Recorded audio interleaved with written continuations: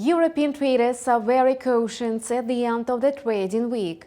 The flow of macroeconomic events is forcing them to be very attentive when opening new trades. Today, it became known that the eurozone business activity continues to boost economic growth. According to preliminary data for April, the PMI increased to 54.4 points, whereas economists had expected that the indicator would remain at the previous level of 53.7 points. Thus, in April, the indicator showed the highest growth since May 2022 amid lower inflationary pressure. It's a positive sign for the euro. It's highly possible that the US dollar will close the current week under pressure. Preliminary estimates on the business activity indexes may have a negative influence on the greenback.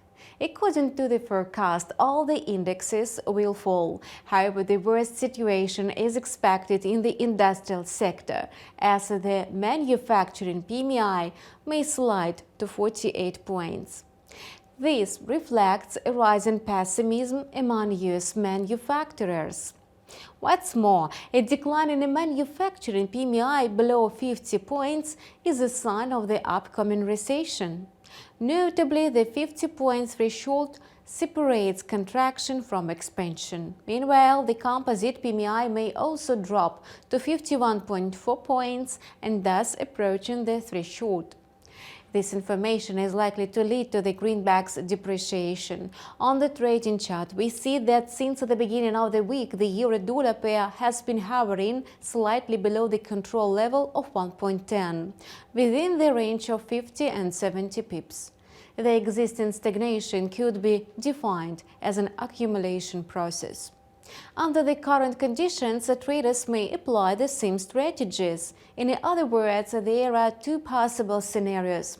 The first one suggests a decline to the level of 1.10, which will intensify the downward movement.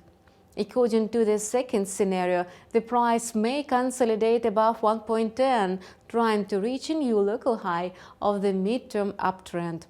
Meanwhile, the pound sterling continues trading within the range of 1.2350 and 1.2550.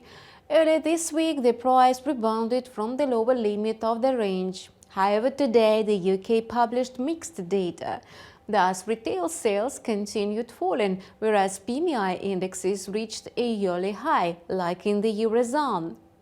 From the technical point of view, traders may consider two main strategies. The first one is based on a bounce from either limit of the range, whereas the second one suggests a breakout of either limit. If the price breaks one of the limits, volatility is likely to rise, thus boosting speculative activity. And that's all for now. We keep monitoring the financial market situation. Subscribe to our channel and see you in several hours. We will take a close look at the US trading session.